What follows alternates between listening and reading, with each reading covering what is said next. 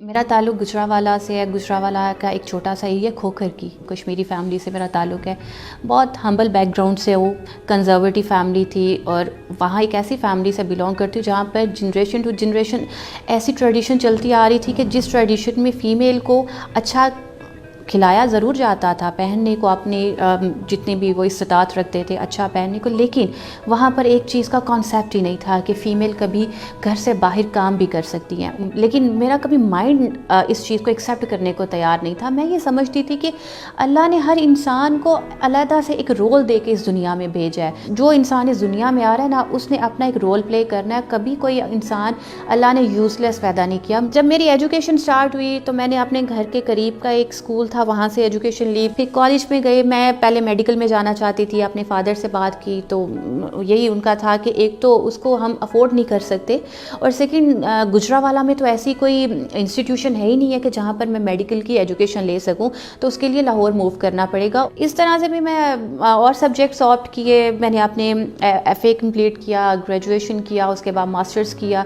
मैं social work में आना चाहती थी लेकिन सोशल वर्क के लिए भी यही प्रॉब्लम आई। इस दौरान मेरे भाई ने पुलिस को ज्वाइन किया। उसका यूनिफॉर्म देख के मैं बहुत इंस्पायर होती थी और मुझे लगता था कि यही है वो चीज़ जो मैं बचपन से ढूंढती आ रही हूँ। मैंने CSS की तैयारी स्टार्ट की। वहाँ पर कोई ऐसा कोई सिस्टम नहीं था कि जहाँ पर मैं प्रॉपर मुझे गाइडेंस मिलती, बताया जाता है CSS क्या होता है, क्या सब्जेक्ट्स ऑप्ट करने होते हैं। बस वो तैयारी स्टार्ट कर दी, एग्ज़ाम्स हुए, उसमें इंटरव्यू हुआ। इंटरव्यू में सबसे अहम चीज़ आ गई कि जी मैं कौन से ग्रुप में जाना चाहती हूँ। मेरी फैमिली का था कि पुलिस के लिए उन्होंने मुझे नहीं कहा, मुझे डिस्करेज भी नहीं किया लेकिन इनकरेज भी नहीं किया था। मैंने उनके कहने के मुताबिक जो ग्रुप उन्होंने कहे वो रखे, लेकिन लास्ट मोमेंट पे जाके मैंने ये खुद से डिसाइड किया कि जॉब तो मुझे करनी है, अपना करियर तो मुझे बनाना है। तो हमेशा से भाई का यूनिफॉर्म देख के मैं इंस्पायर होती रही हूँ, तो क्यों ना मैं यहाँ पर अपनी मर्ज़ी से ग्रुप को भी डिसाइड करूं। मैंने अपना ग्रुप चेंज किया। वाइवा में बैठे, पहला क्वेश्चन ये हुआ कि जी पहले तो आपका ग्रुप डिफरेंट था, अब आपने क्यों चेंज कर लिया। मैंने उनको रीज़न, सिंपल सा रीज़न बताया कि पहले मेरी फैमिली की वो चॉइस थी, ये जो फॉर्म आपके सामने पड़ा ये मेरी चॉइस। मैंने घर नहीं बताया था कि मैंने PSP को टॉप पे रखा है। जब मेरा रिज़ल्ट आया मैं 45th मेरिट पर आई और उससे नेक्स्ट डे एलोकेशन हुई और पुलिस सर्विस में जब मैं एलोकेट हुई हूँ और वहाँ पर सिर्फ मेरा नाम लिखा हुआ था क्योंकि अपने बैच में मैं अकेली फ़ीमेल थी जो पुलिस में एलोकेट हुई थी। मेरी फैमिली का वो रिएक्शन देखने वाला था।